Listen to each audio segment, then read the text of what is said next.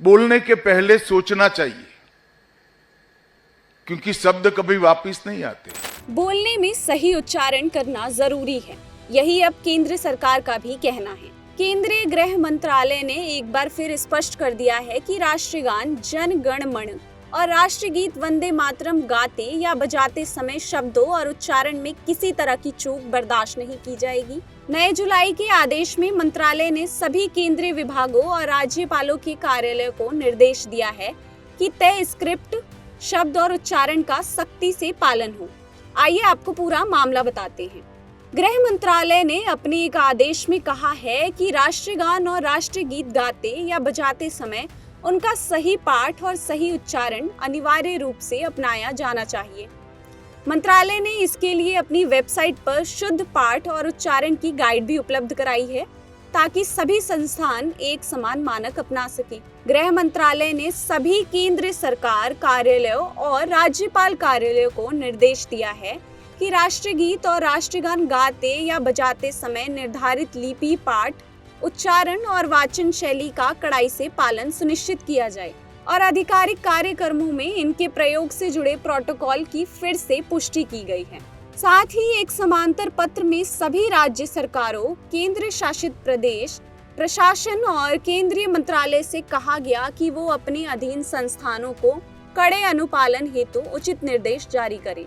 ये आदेश ऐसे समय पर आया है जब केंद्र सरकार वंदे मातरम के 150 साल पूरे होने का उत्सव मना रही है।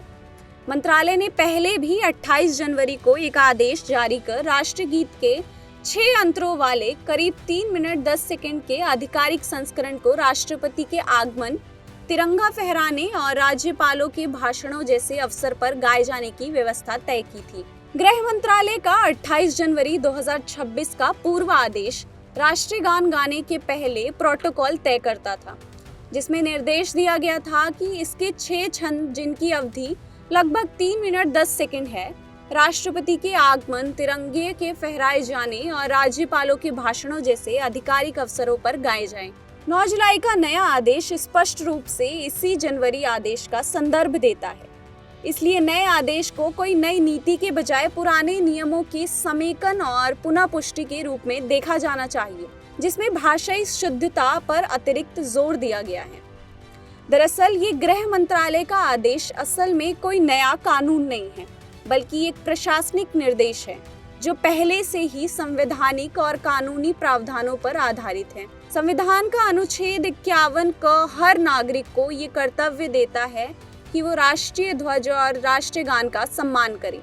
हालांकि ये कर्तव्य ऐसा है जिसके लिए सीधे कोर्ट में मुकदमा नहीं चलाया जा सकता। इसी तरह 1950 में संविधान सभा ने जन गण मन को राष्ट्रगान और वंदे मातरम को बराबर दर्जे वाला राष्ट्रगीत घोषित किया था।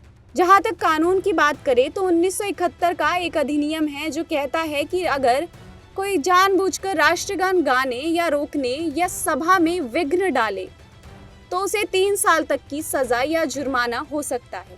लेकिन ध्यान देने वाली बात यह है कि कानून सिर्फ अनादर या रुकावट डालने वाले को अपराध मानता है, गलत उच्चारण वाले को नहीं।